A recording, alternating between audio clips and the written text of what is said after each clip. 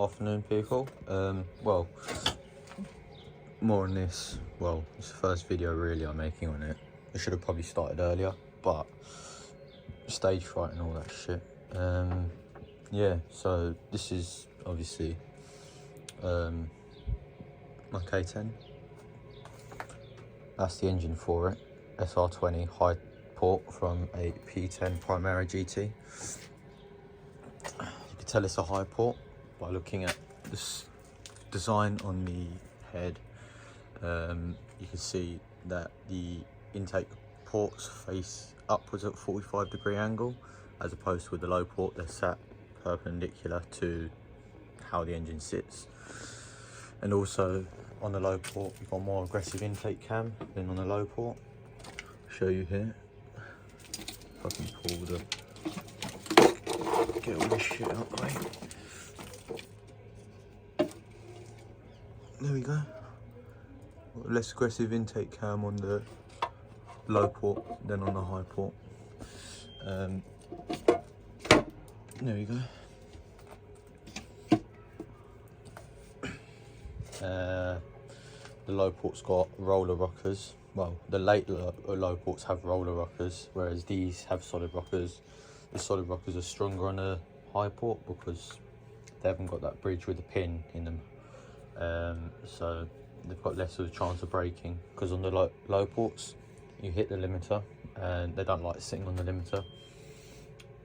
A valve, if it bounces back up and hits the rocker, what will happen is it'll end up snapping the rocker or throwing it out, and it'll end up in the sump. Yeah, it just like fall in here, find its way through the timing guide, and just end up in the sump down there.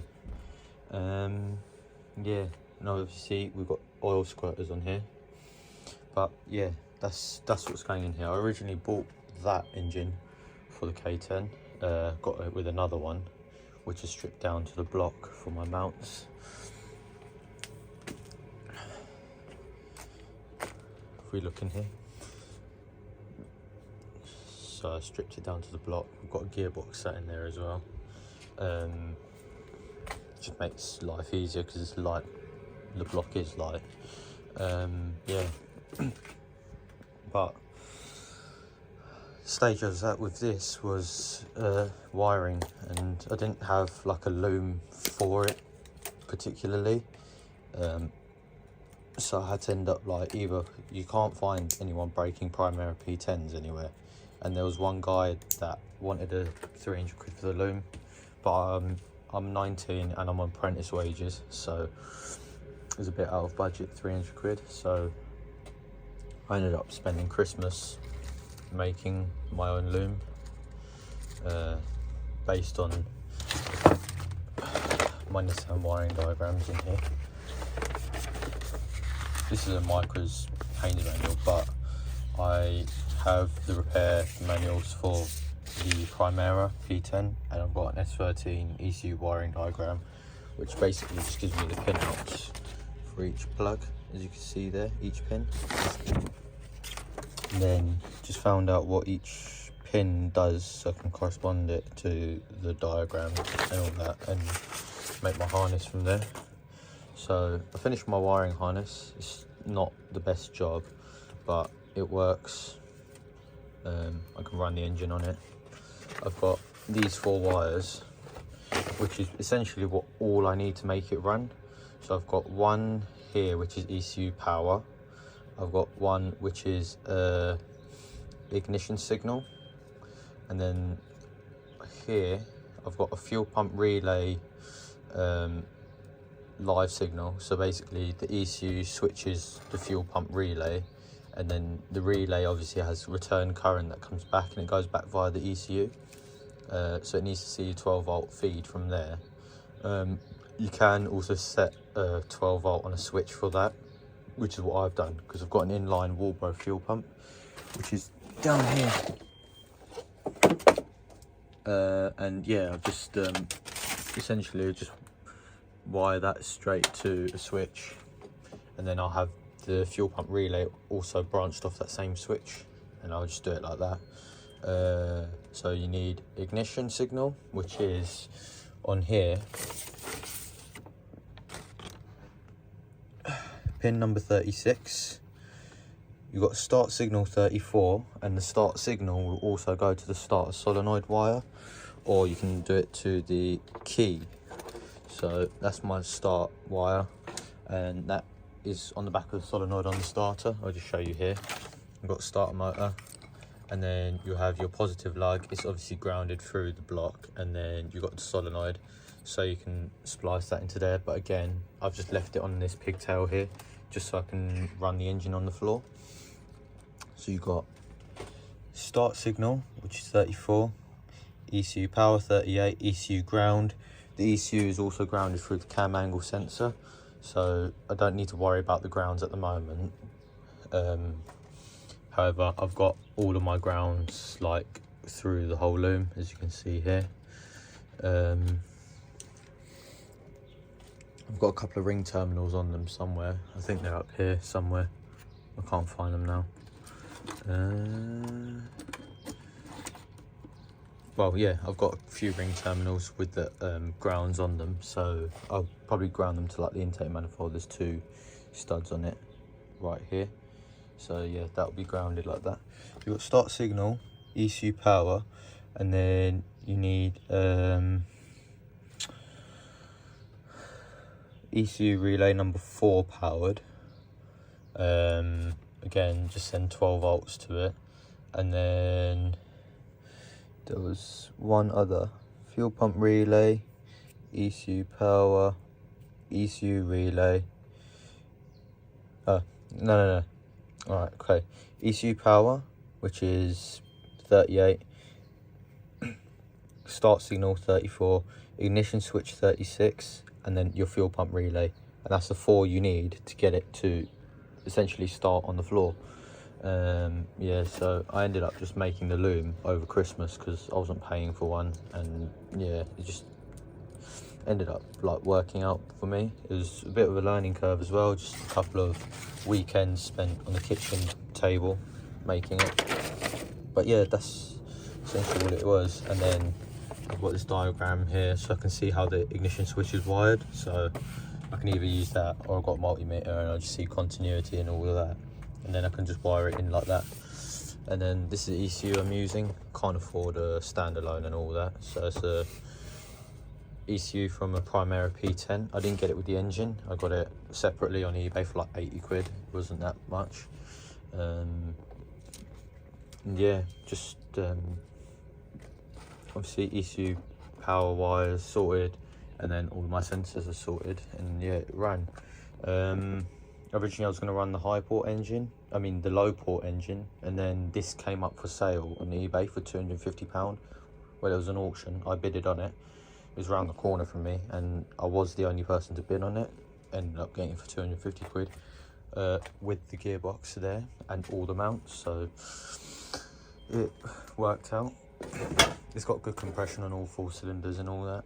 Timing is correct, so yeah, it's not too bad. I was happy to find it because it's obviously got an aggressive intake cam compared to the low port, and it's the highest tune ECU for an actually aspirated SR that we had in Europe or UK, wherever. And it's 150 brakes supposedly, however people have said they have close to 160 on them.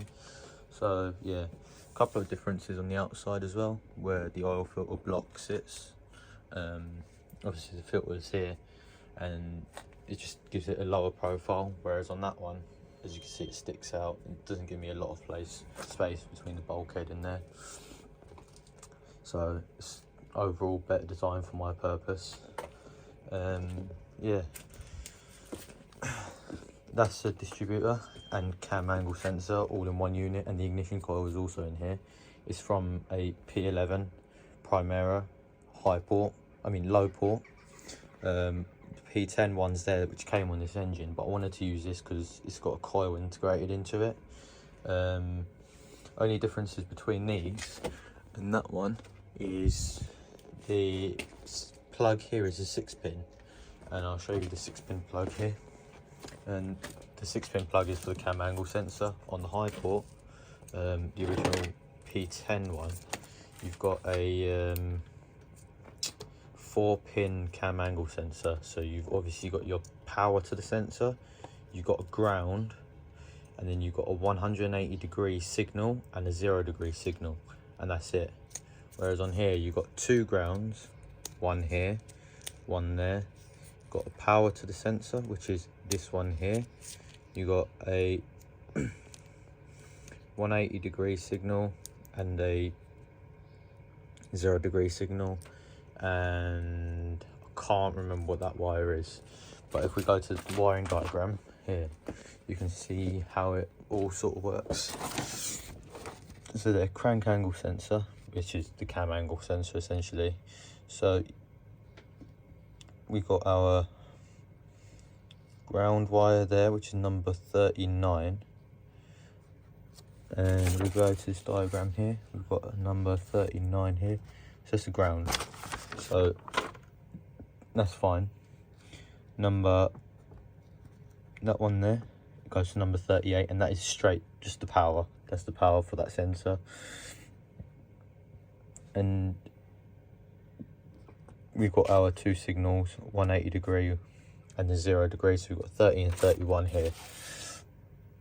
If we go to here, we find 180-degree, and we've got a 1-degree, 30, 31. So the difference between the high port cam angle sensor and the low port cam angle sensor is the 180-degree and the 0-degree are switched over, so they're outphased by 180 degrees. So obviously top dead center on cylinder 1, when the exhaust valves open, is when I'd get spark. So I ended up flipping that, and on the ECU here itself, as you can see, it's these 2 blue wires that are next to each other. Where are they? Yeah, those 2 over here. Switch them round, and then your cam angle sensor switched, and it runs perfectly. It ran perfectly fine. I just took the rocker cover off today, just to make sure that all my cams were getting enough oil and I hadn't damaged them when I was running it yesterday. Yeah, basically, obviously, because these are oil squirters, but this engine was sat 7 years before I bought it, and it's from a 1990 car. Mileage unknown, condition unknown, apart from it runs. Well, I didn't even buy it knowing it ran, just bought it, been sat 7 years, don't know condition, don't know the mileage. But I just took a chance on it, because you can't really damage your head, so worst case scenario is switch the head over to that. But it runs perfectly fine. We've got flat top pistons in this one, which are higher compression as well, so 10 to 1 as opposed, no, 10.5 to 1 as opposed to 9.5 to 1 on that. Higher rev limit on this, which is 7,500 on the ECU. So yeah, that's pretty much where I got with it. I made a fuel injector harness, so I ended up using the injectors from the low port engine. I've got the injectors from the high port engine in the intake manifold for the low port, but I ended up using the low port injectors purely because I had the loom for that and I had the plugs for it, so I can plug and play my ECU loom, my injector loom when I want to, when I need to, so it just makes things a bit easier with that. But yeah, my fuel pump is a Walbro 90 psi. Stock rail pressure on these are 43 psi. However, obviously we've got a fuel pressure regulator, so anything that the fuel rail doesn't need, this will open, and essentially what it will do is it will just spit it all back to the fuel tank. So that's fine. It's just an old fuel injection system. It works perfectly fine. I've capped off that breather because when I started the engine, obviously it just sucked air in through there as opposed to there, and it made it run really bad. And then that one, which is a brake boost vacuum line, I've just put a bolt over that again just to stop it sucking air in, and essentially just revving up on its own. But yeah, simple sensor like throttle position sensor. You've got 12 volt and a ground, and then a signal wire which reads a voltage based on where it is. It's just a variable resistor essentially. There's not much I can say about it, but next plan is to get it in here. It's January now and it's cold. What I've done chassis wise on this at the moment is, well, not much, but my chassis legs here, I've taken the original mount brackets out. I've just drilled out the spot welds on both sides. I'm going to make my mounts myself. There's one of the brackets just sat there, as you can see. But yeah,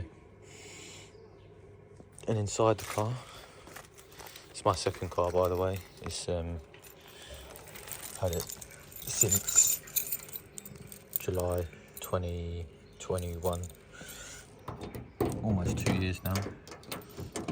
There we go, original glass and all that, fancy. But yeah, here we are inside. Now what I've done in here is, fuck me, there's a lot of water.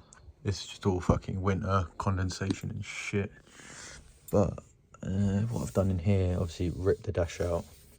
And what I've also done is cut the centre bit of the dash out here and left the original centre bit. ECU I'm going to mount here, or that's a rare factory options shelf, and I kept it. And I was thinking probably mount the ECU onto that. But quite like the idea of having it here, but wouldn't mind having a stereo back in here. And I just left it as a skeleton sort of look, but essentially just kept all of the vents, secured them in place, and yeah, original clocks as well.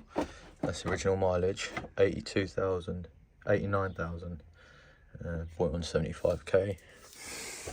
I want a black interior from a Super S or something, but can't get hold of them. So I'll probably just buy some universal black carpet, fit it out throughout this thing. But yeah, not too bad.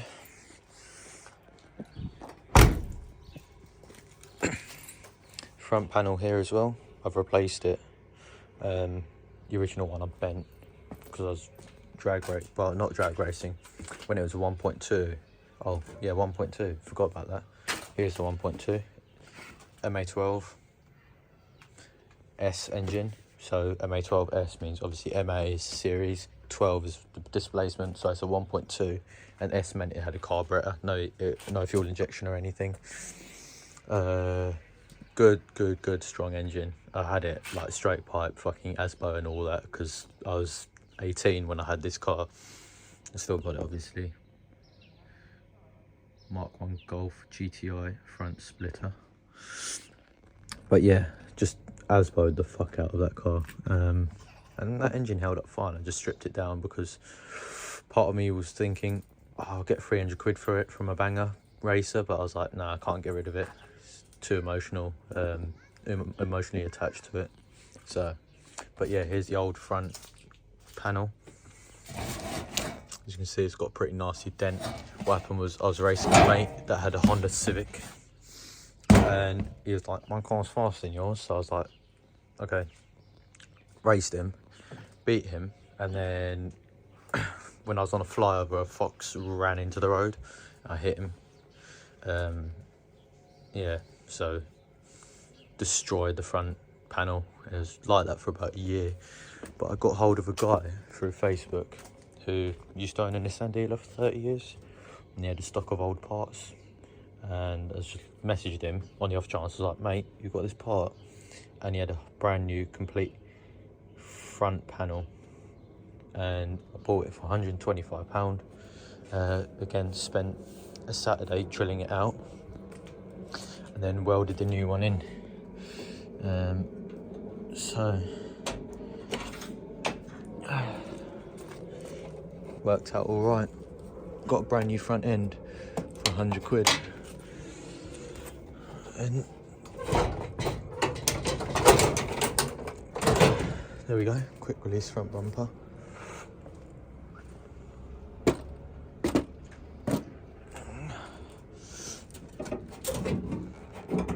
Quick release wings as well. Just hit my bonnet, fuck, okay.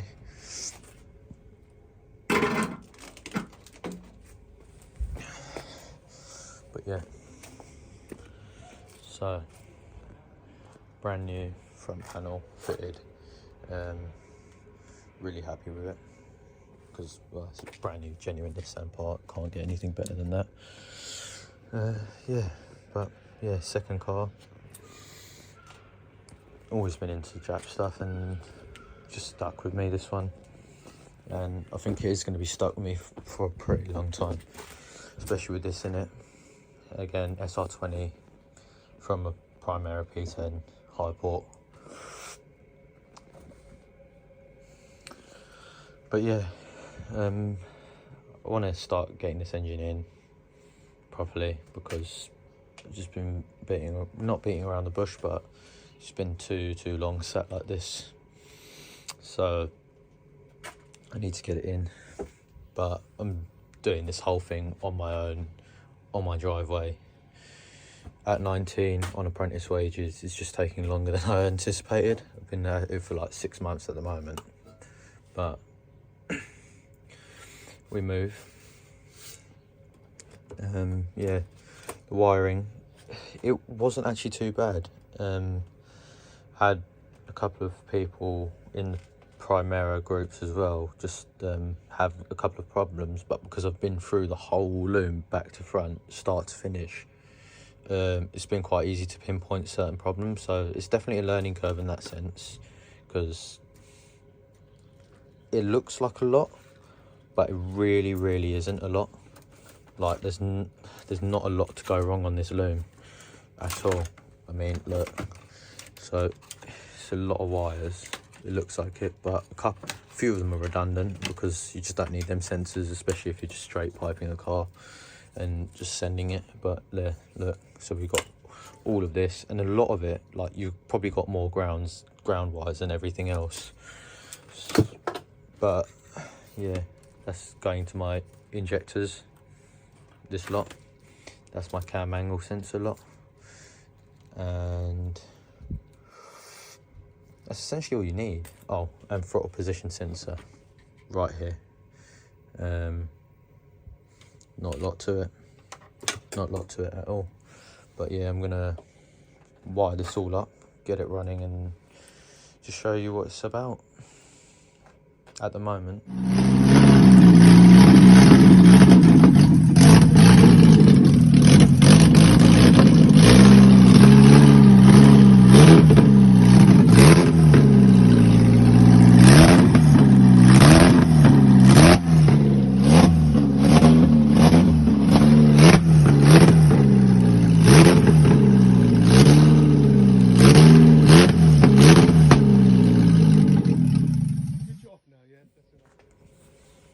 But yeah, so it runs, as I said, runs well, runs very smooth. 30-year-old engine that was sat 7 years. Took the cams out and all that, cleaned out the oil galleries in the head, cleaned out the oil squirters, and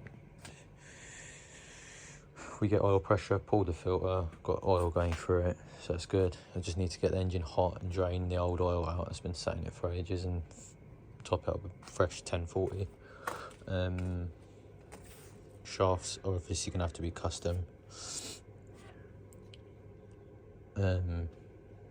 Yeah, so I'll use P10 Primera, Almera GTI, or P11 Primera inners. Use K11 outers because I've got K11 CV joints on here, and yeah, sort it out like that.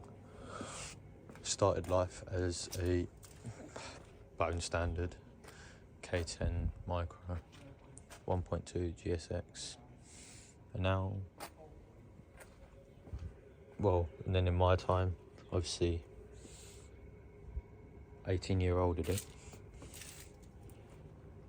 and now we've got an SR20, which will end up just being straight pipe, because I can't afford to have like an exhaust made and all that, so it will just be straight piped at most. I don't know, I've got a cherry bomb sitting in here somewhere. I'll probably slap that on the back of it. There's the original exhaust. It's just a bit of scaff pipe essentially, and it goes all the way back to a cherry bomb. So yeah, but probably in the next one we'll start making mounts and shit. I've got some sheet steel here, as you can see there, 3mm thick.